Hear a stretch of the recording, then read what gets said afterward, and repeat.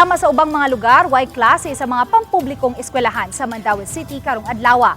Apan sa mga high school students, naka-report na sila sa eskwelahan. Una pa gikanselar ang klase. Alas 9 kaganihang buntag, gisuspenso na ang klase sa public schools. Naabta na mo nga busy sa pagpanggawa sa eskwela ang mga tinun-an aron makauli, ilabi na nga gauwanan ni adtong higayuna. Ang ubang estudyante mihangop hinuon sa kanselasyon kay aron mas makapangandam pa sila sa ilang exams apan gianugdan ang uban nga nahinayak nag-adto sa eskwelahan. Sa mando sa City Hall sa Mandaue, klase sa mga public schools gisuspenso samtang gitugyan ngadto sa mga tagduma sa mga private schools kun mukanselar basab. Gipadayag usab ni Mayor Glenn Bersede ang kaandam sa mga city personnel ning daotang panahon. So more time to prepare na nun. Sayang kayo siya kay Kaskas of Pliti. Pliti ang suspension. Kas o pliti?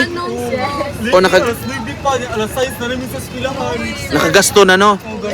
Pero- Pero at least hatagan na mugbaon ron. Diba? Ah.